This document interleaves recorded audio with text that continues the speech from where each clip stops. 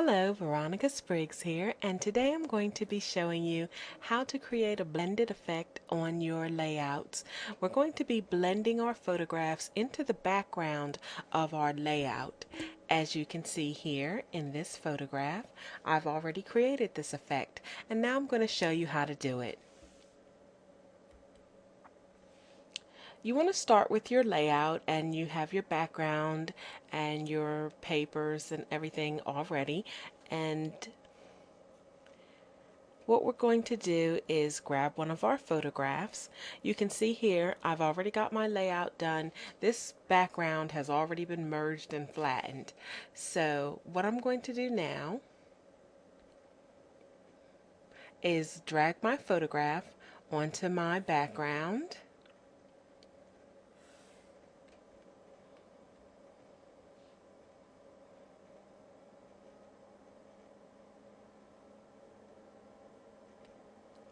And then I'm going to begin removing my edges by choosing a large soft edge brush. I'm going to set my brush to about 1400, and I have my hardness set to 0. That looks like a good brush to work with. So now I'm just going to begin removing the hard edge line from the photograph.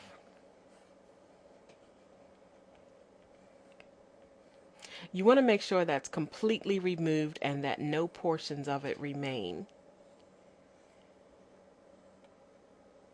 And once that's done, you're going to begin slowly moving inward toward the photograph.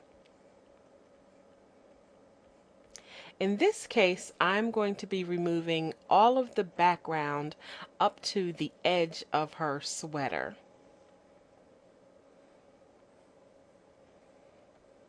So as I go closer and closer in, I'm going to be very careful so that I'm not cutting too far into the edge and erasing her arm. Now I'm going to choose a smaller brush size, and you can do that by using the bracket key, the left bracket key on your keyboard. And just hit that down until you have a nice small size that you can work with, and you'll have lots of control. So I'm going to go down and continue just erasing all of that edge except for the very edge of her sweater. Now you can see it's starting to blend really nicely into the photograph.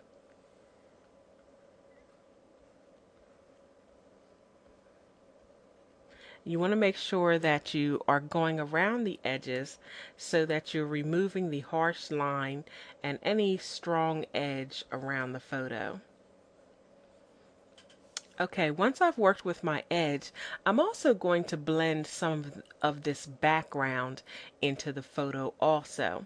And I'm going to do that by going up here, and I'm going to change the brush's opacity to about 25%. And this is going to vary depending on, what type of photograph you're working on and what type of background you have to work with. So now I'm going to start erasing directly over the photograph itself. And as you can see, this is just softening that background a bit. It's not removing it, but it's making it nice and soft so that the subject stands out more so than the background itself. Okay, that looks good. And remember to bring your opacity back up to 100% for the next time that you're using your brush. You won't be wondering why this brush isn't working. Okay, and now that we've finished erasing, what we're going to do is we're going to go in and work on our blend modes. And I'm going to toggle my keyboard so that you can see as I'm doing that. You start with normal, And then you're going to use your up or down arrow keys and just blend through all the different modes so that you can see how each mode is going to look on your layout, and then choose the one that gives the best effect of what you're trying to achieve. So here it is with dissolve, darken, multiply, color burn, linear burn, darker color, lighten, screen color dodge, and then some of the dramatic effects will start happening around hard light. That's a really nice effect. Vivid light and linear light, and then so on and so on. You can go down and, just do these each time you are working on your new portrait, because every time it's going to give you a different effect. But once you learn how these layer effects work, you'll know somewhat what you're going to achieve. So here I'm going to go with linear burn. And I'm going to leave the opacity as it is right now, because what I want to do now is I want to go up to image, adjustments, and then hue saturation, and I'm going to basically try to remove some of the saturation and adjust the hue a little bit so that the colors complement my layout a little bit more. So I'm going to start removing some of the saturation, and I think that looks good, and then I'm going to change the hue a bit. So now you can see she's really starting to blend more so, and the colors are working really well with the layout that I've chosen. You can also adjust the lightness a little bit as well. And then I'm going to select OK. That is going to depend purely on what type of layout you're working with. So I didn't stop to tell you what settings I use, because you're probably going to choose your own. And now that we have that set, we're going to lower the opacity so that it really blends nicely into the background. And I'm going with about 47. Now I'm going to zoom up here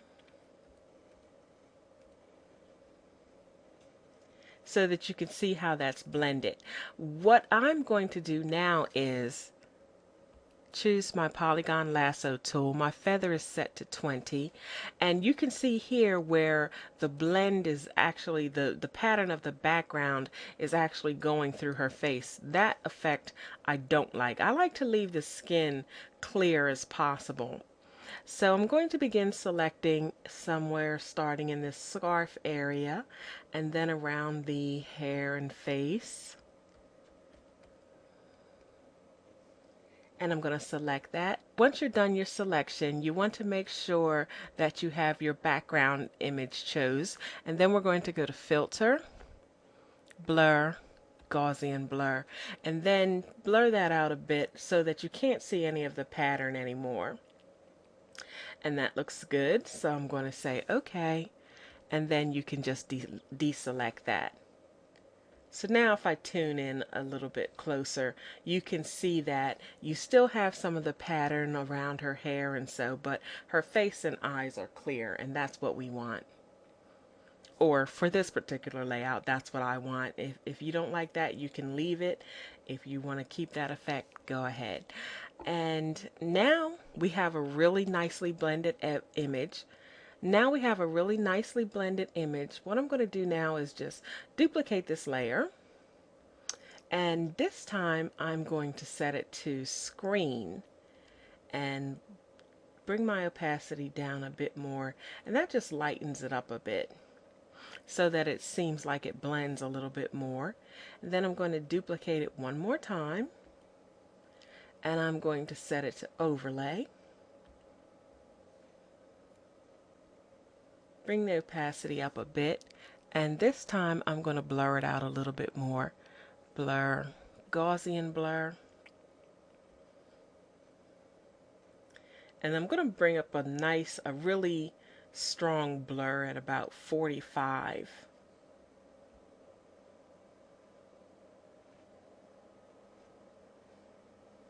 And then I'm going to select OK.